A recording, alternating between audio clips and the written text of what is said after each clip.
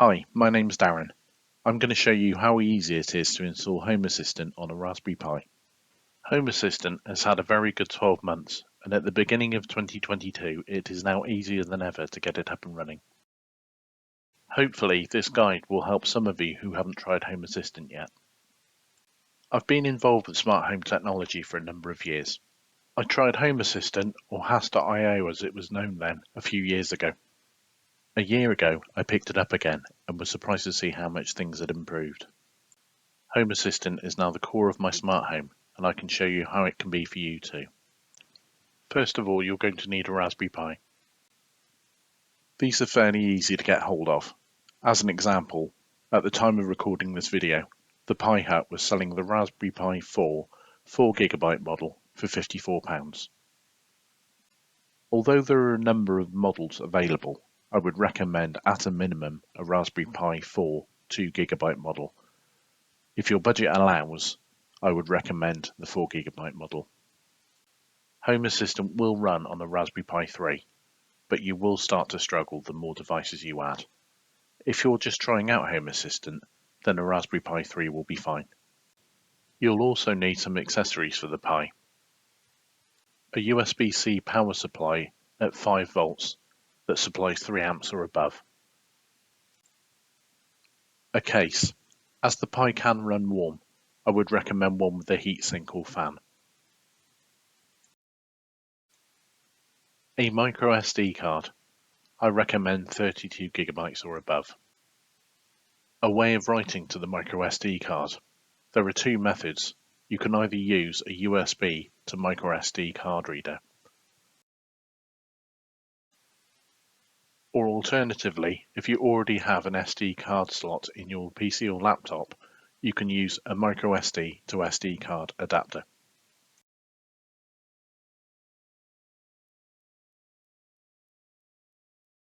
One of the best ways to get everything that you need is to buy your Pi and accessories as part of a kit. I've had good results with the kits from Lavists and CanaKit, and I've pasted links to these in the description below. Also, you will find links to the parts that you will need.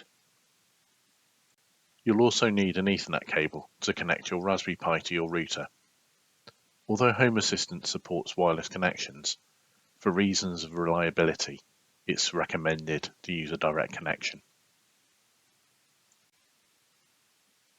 When you're ready, insert the SD card into the reader and plug it into your PC.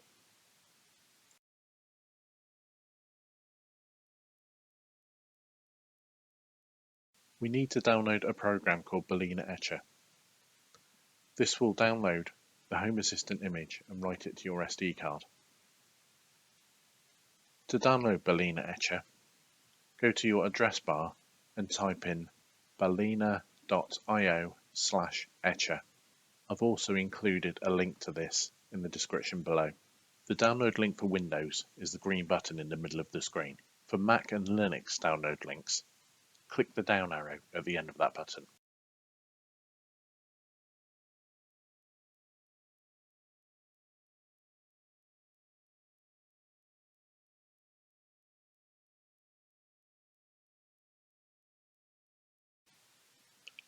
Once it's downloaded, click on it to install.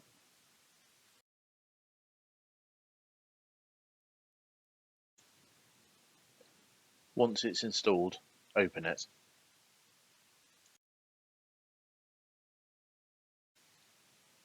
Select Flash from URL.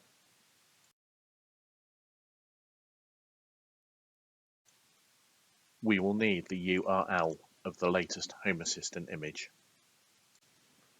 To do this, enter in a browser window homeassistant.io/installation/Raspberry Pi. The link is also in the description below. Scroll down until you get to the section Write the image to the boot media. And then go to step 4, get the URL for your Raspberry Pi. Hover over the URL and click copy. There are also alternative links for the Raspberry Pi 3.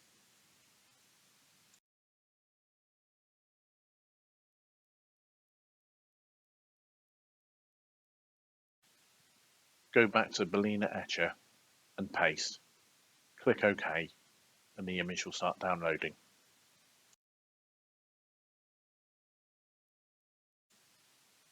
Depending on your internet connection speed, this may take a few minutes.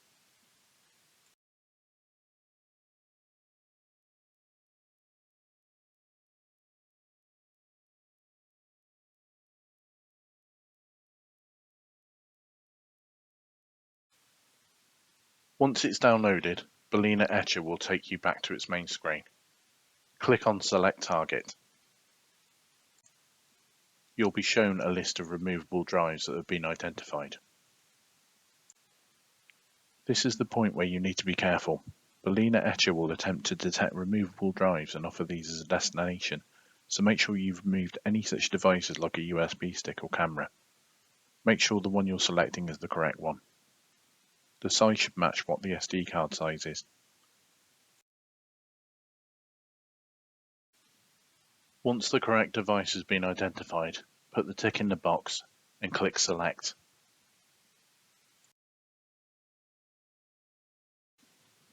Now click Flash. This may take a few minutes to complete.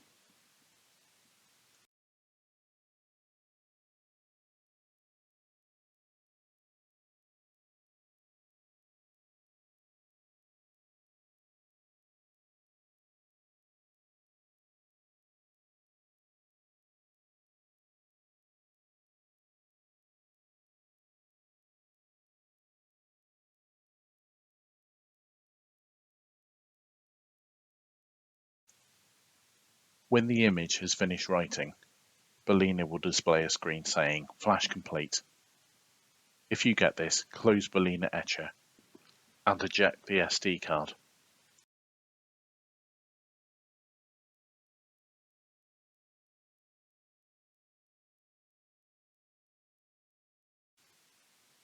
Remove the SD card from the reader or the adapter and insert it into the Raspberry Pi.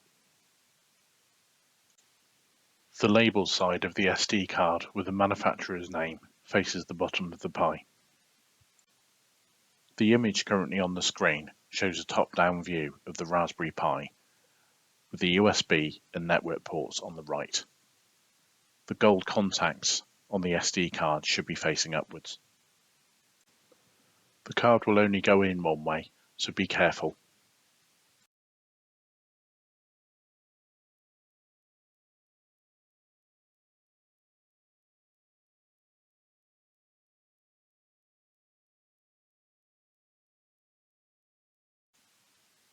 Attach the Ethernet cable and plug the other end into your internet router or a network switch. Attach a cable for power and switch the power on.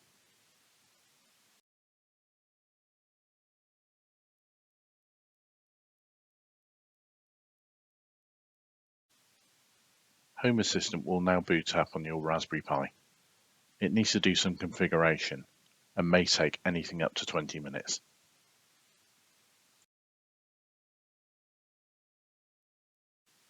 After a few minutes, go to a web browser and type in homeassistant.local :8123.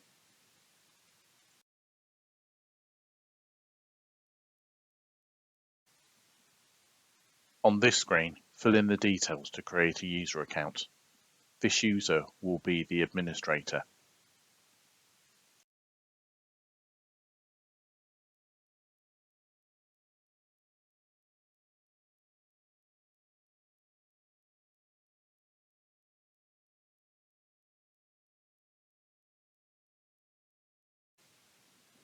Now click Create Account.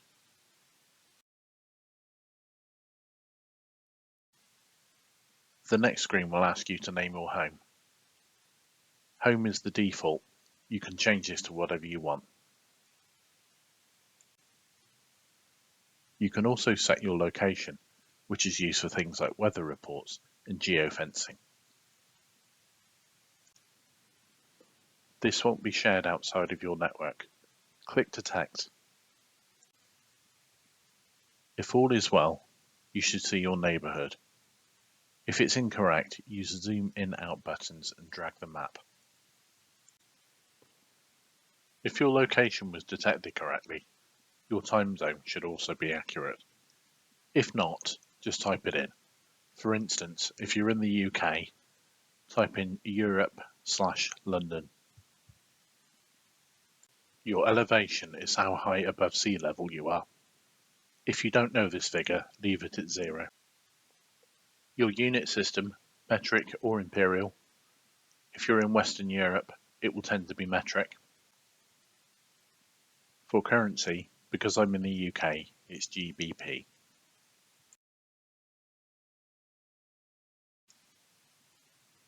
Click Next.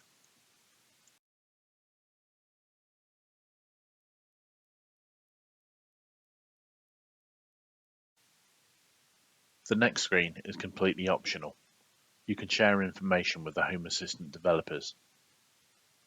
This data is anonymous and is used for things like fault reports and how the product is being used. If you wish, you can leave this section blank and click Next.